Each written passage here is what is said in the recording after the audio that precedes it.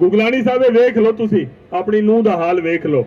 ये अब तक संजय जी अच्छे थे, ये मनोहर जी के आते मनोहर जी अच्छे हो गए। ये देख लो भाई, ये देखो यूं भी पाला बदल गई भाई। ये देखो भाई तो मैं भाई दुष्यंत अवनीत को राजा भाई, अवनीत और अंजू की जोड़ी थी, पूरे इलेक्शन में गए। आ जाओ अवनीत, आगे आ जाओ। ये तो जैसे ही रात को सूचना मिली, माननीय पूर्व मुख्यमंत्री हरियाणा श्री मनोहर लाल जी को भारतीय जनता पार्टी के नेतृत्व में करनाल लोकसभा की टिकट दी है, उसी पल से टेलीफोन की घंटियां बजनी शुरू होगी। मेरा ख्याल सारी रात हम टेलीफोन ही सुनते रहेंगे। और कार्यकर्ता उत्साह देखिए, जनता में उत्साह देखिएगा। पिछली बार संजय जी कमल का फूल जो खिला था करनाल लोकसभा में, वो 6,56,000 वोट से खिला था। और इस बार आपको यकीन दिलाता हूँ, इससे भी भारी बहुमत से माननीय मनोहर लाल जी कमल का फूल खिलेगा और एक बार फिर प्रधानमंत्री नरेंद्र मोदी जी बनेंगे। पिछले 2 दिन में जो घटनाक्रम हुआ सर, क्या कहना चाहोगे? देखिए, ये एक प्रक्रिया है राजनीति के अंदर। राजनीति और जो निर्णय संगठन लेता है वो उत्तम निर्णय होता है। माननीय मनोहर लाल जी हम सबसे, मैं तो ये कहूँगा, मेरे हिसाब से तो बहुत बड़े निष्ठावान कार्यकर्ता हैं बीजेपी के, और जो पार्टी ने निर्णय लिया वो उस पर अड़िग है। नायब सैनी को मुख्यमंत्री बनाया गया सर, बहुत अच्छी बात है। पार्टी का निर्णय और ये विधायक दल का निर्णय है कि उनको मुख्यमंत्री बनाया जाए। और माननीय मुख्यमंत्री मनोहर लाल जी ने उसका नाम प्रपोज किया था उनका, और सभी ने एक मत से सबने इस पर मोहर लगाई है। मुख्यमंत्री जी यहाँ से लड़ रहे हैं, पूर्व मुख्यमंत्री। क्या लगता है पिछली बार जो रिपोर्ट तोड़ संजय भाटिया को मिली थी वो मनोहर लाल? मैं बता रहा हूँ, इस बार नंबर 1 पे इंडिया में होंगे मनोहर लाल जी, क्योंकि अंत्योदय के कंसेप्ट पे उन्होंने 9.5 साल काम किया है, गरीबों की चिंता की है, अंतिम व्यक्ति जो बैठा हुआ है अंतिम पंक्ति में उसकी चिंता की है। आप देखिएगा कार्यकर्ता में जितना उत्साह है, रिकॉर्ड तोड़ बहुमत से जीत होगी हमारी। पूरे देश में लोकसभा का चुनाव का बिगुल बज चुका है और उसमें सबसे अग्रणी पार्टी भारतीय जनता पार्टी है, जिन्होंने सबसे पहले देश में दूसरी लिस्ट अपने लोकसभा उम्मीदवारों की जारी की। क्योंकि भारतीय जनता पार्टी संगठनात्मक पार्टी है जिसके 18 करोड़ कार्यकर्ता हैं, और उस कड़ी में हमारे हरियाणा प्रदेश के 6 लोकसभा के उम्मीदवारों की सूची जारी की है। हम राष्ट्रीय संगठन का और देश के प्रधानमंत्री नरेंद्र मोदी का, जेपी नड्डा का विशेष तौर से हम धन्यवाद करते हैं हरियाणा प्रदेशवासी और करनाल लोकसभा के सभी मतदाता कि एक संत मनोहर लाल जी जो हरियाणा प्रदेश के मुख्यमंत्री थे, उनको करनाल लोकसभा का प्रत्याशी बनाया है। और मैं धन्यवाद करता हूं संजय भाटिया जी भी का जिन्होंने बलिदान देकर के माननीय मुख्यमंत्री मनोहर लाल जी के चुनाव प्रचार के लिए सबसे अग्रणी होकर जनता के बीच में नाच रहे हैं, पति पत्नी। और तो माननीय मनोहर लाल जी जिन्होंने मुख्यमंत्री का पद का बलिदान देकर भारतीय जनता पार्टी के एक कार्यकर्ता, जो बूथ स्तर का पन्ना प्रमुखता का कार्यकर्ता नायब सैनी, जिनको पहले विधायक बना, फिर मंत्री बना, फिर लोकसभा का सदस्य बनाया, आज मुख्यमंत्री के पद पर है। ये केवल भारतीय जनता पार्टी में ही संभव है। और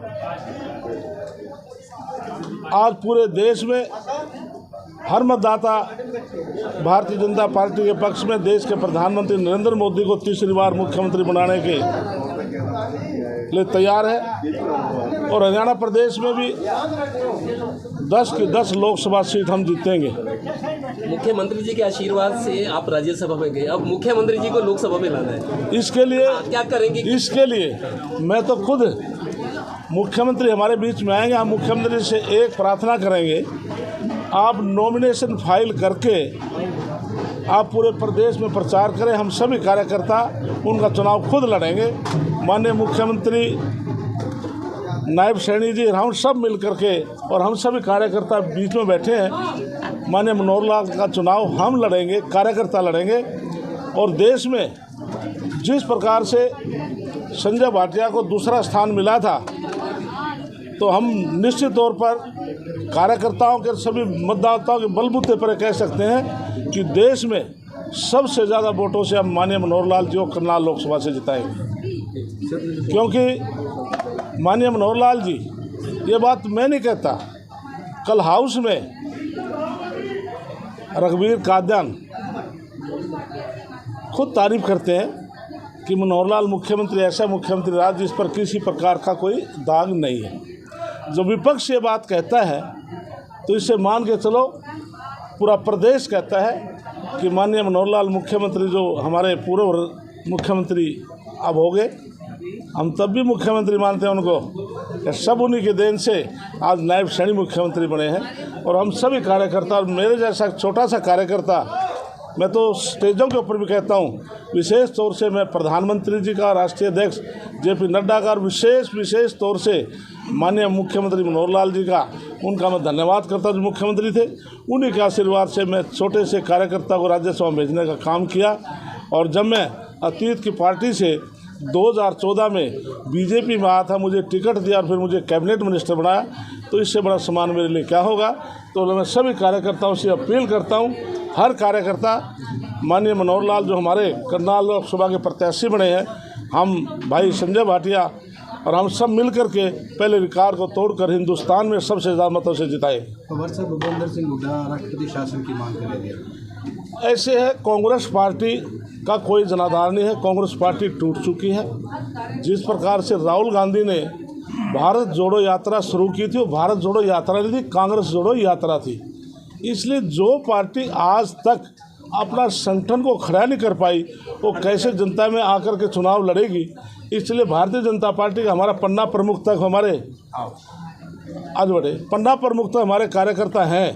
तो इसलिए भारतीय जनता पार्टी का विपक्ष के साथ कोई हमारे सामने कोई विपक्ष नहीं है, न मुकाबला कर सकते। और साहब, कल दुष्यंत चौटाला की रैली थी हिसार में, उसमें उन्होंने कहा है कि गाय तो गई, खूंटा भी साथ ले गई। उन्होंने कहना है कि भाई मैं तो आया ही आया, अपने साथ मनोहर लाल की भी ले गया, अनिल विज को भी ले आया। इसके लिए जितना मैं उनके बारे में मैं जानता हूँ, शायद जितने साथी बैठे हैं कोई नहीं जानता होगा।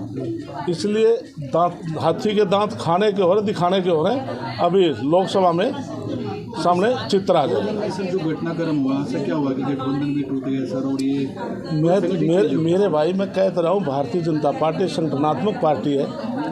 3 प्रदेशों के चुनाव हुए और दिग्गज से दिग्गज नेता मुख्यमंत्री की दौड़ में थे, और किसी को क्या पता था भजनलाल शर्मा राजस्थान के मुख्यमंत्री राजस्थान में मुख्यमंत्री बन सकते हैं। छत्तीसगढ़ में मुख्यमंत्री का चेंज हुआ, मध्य प्रदेश में चेंज हुआ। क्या किसी भी नेता ने कोई कान तक हिलाया? और आज खुद माननीय मनोहर लाल जी ने खुद इस्तीफा दे करके और आशीर्वाद दे करके नायब सैनी को मुख्यमंत्री बनाने का काम कर। ये संगठन है भारतीय जनता पार्टी का, इसमें जो संगठन तय कर लेता है वो सभी को सर्वोपरि होता है। सभी कार्यकर्ता उस बात को मानते हैं। नायब सैनी के उपचुनाव लड़ना पड़ेगा 6 महीने के अंदर, एक करनाल से है। इसके लिए निश्चित तौर पर, क्योंकि एक हमारा प्रजातंत्र में तय है, कोई व्यक्ति चाहे MLA हो, MP ना हो, आम व्यक्ति को भी मुख्यमंत्री क्यों दिला सकते हैं, मंत्री क्यों दिला सकते हैं, लेकिन उसमें 6 महीने का कार्यकाल जिस दिन पूरा होगा तो उसके ऑटोमेटिक वो समाप्त हो जाएगा। इसलिए मुख्यमंत्री ने खुद अपना विधानसभा से इस्तीफा उन्होंने दे दिया और फ्लोर